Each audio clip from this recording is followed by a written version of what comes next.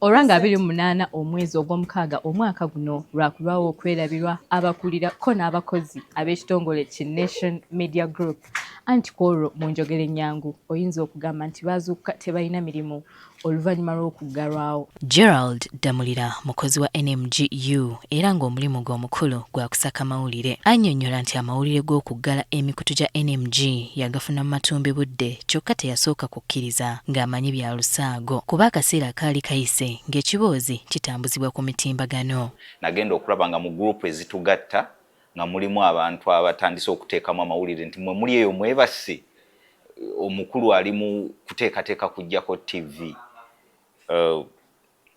Nasooka nendowooza nti lwali naye nagenda okulaba nga message zigoberera okutuuka bwe natuuka ku message emu ng'egamba evuddeko.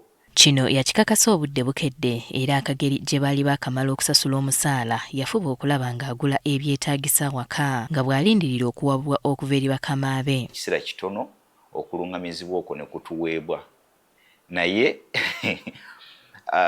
baali bakatusasula akasente kaffe ak'omwezi okwali guyise so awo ekyensawo tekyalina buzibu. Wabula ng'omuntu eyali amanyidde okuzukuka okugenda okukola baraza eyaddako gye yali alina okugenda ku mulimu yamuzibwalira nnyo ng'asigadde ewaka. Kino kyayongera okumukakasa nti wamma takyalina mulimu. Okusoomoozebwa kwa maanyi nnyo kubanga twali tetumanyi bbanga lye tugenda kumala nga batuzizzaako ku mpewo ate n'emirimu gye twali tuteeseteese okukola ku olwo mbeera yali nzibu. Wano ekyamujjira kwe kuzza enkumbi kuba kye yali asigazza kyokka. Nze ng'oggyeko amawulire n'emirimu gino egya emirala gino ndi mulimi ndi mulunzi. Emboozi ya Damulira teyawukanako naye abakozi banne abalala. Ku Saturday nali nsuzizza story nga nkeera ku makya kujja wano ku Sunday kola story naye mba nze kusaasula ku social media mba ntambula nva ewaka ngenda nga waliwo ankubira essimu nga ngamba okimanyi nti sipaka bagiggyeko ne NTV. Nnyo okujja ng'omuntu alinga akubuulira kozi twalinga tutera obiwulira mu ŋŋambo kati n'ekinozo lwaki ŋŋamba nali manyi bya ŋŋambo naddukira okusooka kebera ku TV ngenda okulaba TV teriiko engayi okebera ku ssimu kuba ekyamazima nali sikikkiriza. Teddy n'abalala bannyonnyola nti engeri gye baali bateetegekedde mbeera eno omwezi gwe bamaze nga tebakola tegubabeeredde mwangu. Muganda wange ekigambo ky'essente financial stability ekyo Katonda yamanyi bw'akikoze. Ennaku ezo ezasooka wiiki eyasooka yo yali enzibumuuko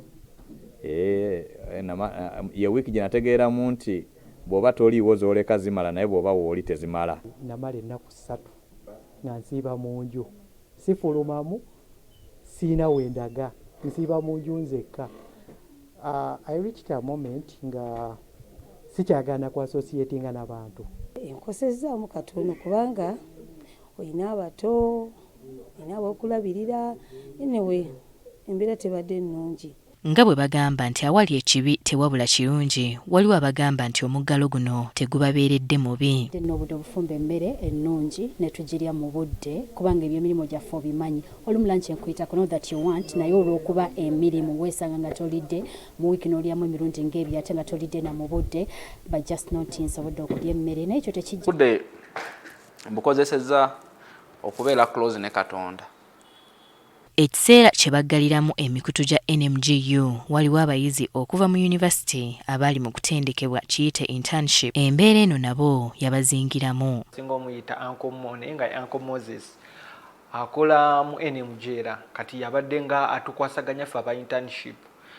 Yagenda n'atuwandikira message n'atugamba nti bagaddewo NMG kitegeeza tetugenda ku accessinga before betubadde tutrainingiramu. Kitegeeza kati olina osigala ewaka. Imagine internship yakatandika bane twawulira nga tufa ngaliwo n'emimu esinga otambula ng'eraga nti aba NTV ba internship ba NTV abakola internship ku NTV bagende ku waliwo media emu gye baali batugamba naye nga oba okasoma bwotyo osooka n'ofenseko. Okuddako kw'emikutu gya Nation Media Group kuzzeemu okuwa abantu bangi essuubi mu bulamu bwabwe. Winnie Tessa Nakayinja agafeeyo ku Spark TV. Let's